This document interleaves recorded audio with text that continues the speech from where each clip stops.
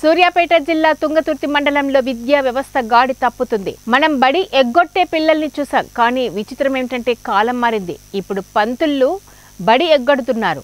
ఇదేంటంటే మాకు బడి నచ్చలేదు, మేము బడికి రాము, వీలైతే సస్పెండ్ చేయండి లేక వేతనాలు ఆపండి అంటున్నారు. ఇది ఎక్కడో కాదు, సూర్యాపేట జిల్లా తుంగతుర్తి మండలంలో 2 ఉపాధ్యాయులు పాఠశాల తెరిచిన నాటి నుండి ఎలాంటి అనుమతులు లేకుండా బడి ఎగ్గొడుతున్నారు.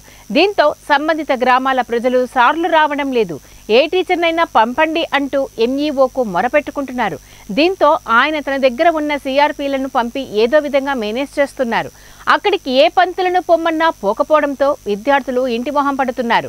మెమోలు జారీ చేశానని డీఈఓ దృష్టికి తీసుకువెళ్లా అని ఎంఈఓ బోయిని లింగయ్య యాదవ్ వివరించారు.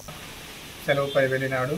ఆ సెలవుకు సంబంధించి ఎలాంటి సమాచారము నాకు కానీ మా కాంప్లెక్స్ ప్రధానోపాధ్యాయునికి కానీ లేకుండా వారు సెలవుపై వెళ్ళడం జరిగింది. విధులకు అనుపస్థితి అవుతున్నారు. దానికి సంబంధించి వారికి ఒక మెమో కూడా ఇష్యూ చేయడం జరిగింది. తర్వాత ఈ నెల సంబంధించి వేతనం కూడా నిలుపుదల చేయడం జరిగింది. అదేవిధంగా మండల పరిషత్ ప్రాథమిక పాఠశాల